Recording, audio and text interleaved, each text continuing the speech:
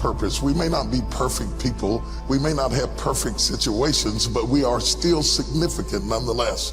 And we have been blessed with a rich body of emotions. We have emotions. We're not like roses or plants or bushes that have life without feeling. We have feelings, and when we use them properly, they are very effective in motivating you toward your destiny. I want you to be clear and understanding that purpose and passion are interconnected. Unfortunately, we live in a crazy world that we're busy all the time and everything's fast, and we are losing touch with who we are, our inner sense of passion. But it is your passion that empowers you to be able to do that thing you were created to do. We have passion through which we thrust into the throes of life to accomplish the things that we were created to do so that we can function at a higher dimension with authority and with conviction. You need passion to withstand all the obstacles that go along with your purpose.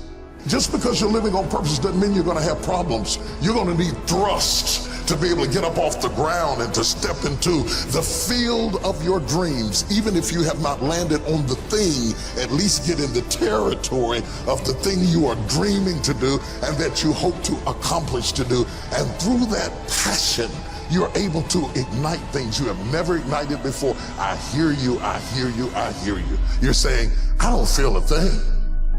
All of us go through times that we don't feel anything at all.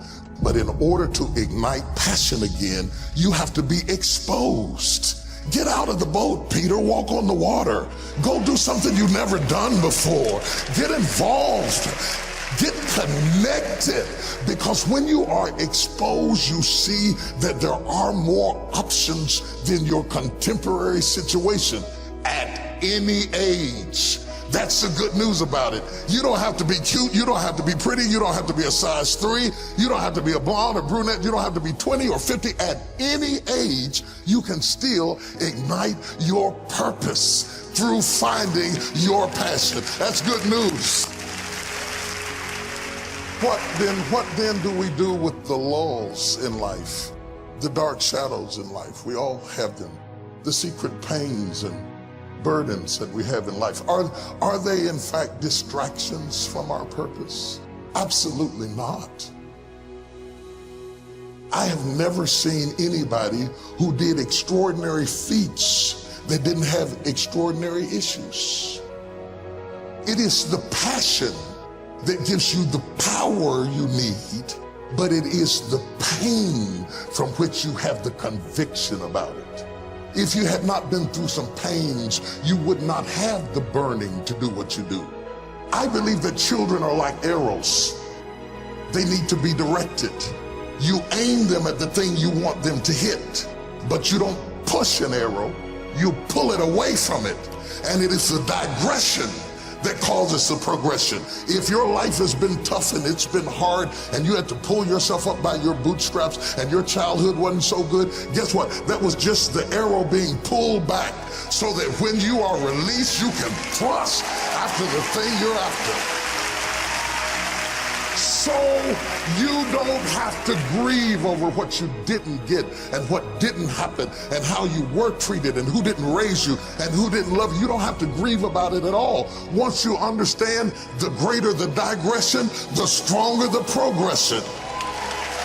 If Nelson Mandela had not been incarcerated, had not been mistreated, had not been ostracized, he would not have the passion to do what he does. If Oprah Winfrey had not gone through the things that she had gone through, she would not be so committed to making sure that everybody finds their purpose and finds their dream and everybody gets healed and everybody's okay. I'm telling you, what you think is working against you is actually working for you.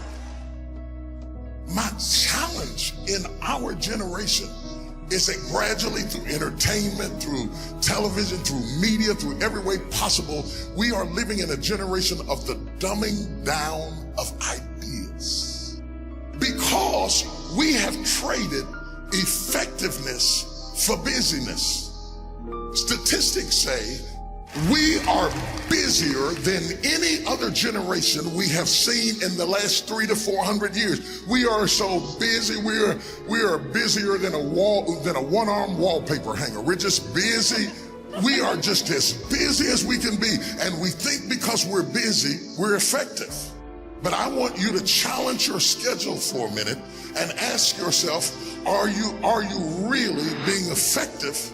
Or is your life cluttered with all kinds of stuff that demands you and drains you and taxes you and stops you from being your highest and best self? And are you substituting busyness and all the chaos that goes along with busyness from being effective?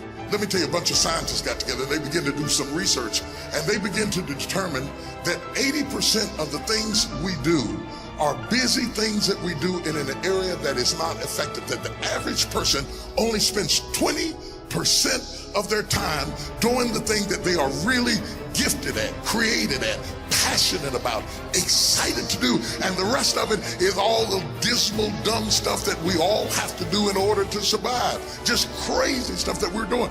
Wonder what would happen if we would go from doing 80% of things that are busy but not effective and 20% of the things that are really effective if we would switch those numbers around and only give 20% of our time to the things that we have to do and 80% of our time to the thing that we were created to do.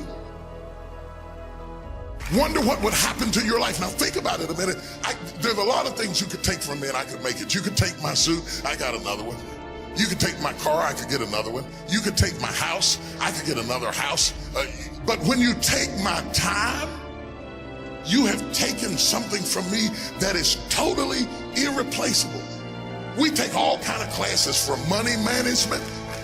We know how to manage our money. We know how to repair our houses. We're working on our hair and our bodies and all of this kind of stuff. We do everything except the most important thing is to value our time. It takes time to be creative. You were meant to be creative. You were created in the likeness and the image of a creator, and in that likeness and in that image, you have creativity. If you had time, you would be creative. But in the absence of time and with busyness and clutter and the phone, beep, beep, beep. Y'all got music playing on your phone, all kinds of stuff. And no matter what kind of song you put on it, after a while you hate to hear it, because every time you hear that sound, you know it's somebody else wanting something else from you that's taking you away from what you are gifted and creative to do. This is a life class. That means that we have an opportunity to learn how to maximize our lives. Think of the things that you're doing that somebody else could be doing. And think of yourself as a precious commodity that you are going to reserve your energy for your highest and best use. The first thing we teach people that understand their significance, if you are doing anything that somebody else in your life could do, you are not reserving yourself for your highest and best use.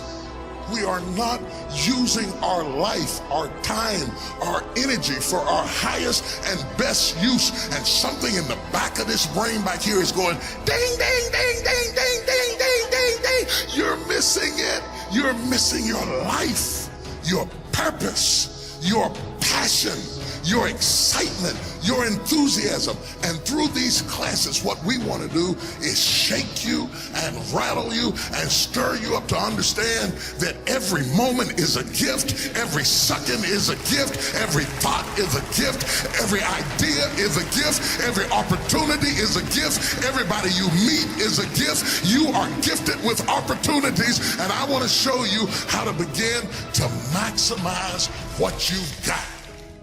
People will define you by how they met you. Whether it may be girlfriend, mother, banker, whatever it is, they define you right there. They put a period. But if you have the capacity to do more, turn that period into a comma. I tell people, don't let people put a period where God has put a comma. Explore all of your life, no matter how diverse it is. There are some people who have more capacity and they can handle more things, and there are other people who have to focus on one thing and do one thing well. You have to determine which one you are and be that. Now, a lot of people don't know how to get over the past. They don't know how to forgive. They confuse forgiving with forgetting. You don't have to forget it to forgive it. They need to also realize that forgiveness is a gift you give yourself. It does not exonerate the perpetrator. It doesn't mean that they weren't wrong. It just means that I'm not going to be tied to what they did the rest of my life.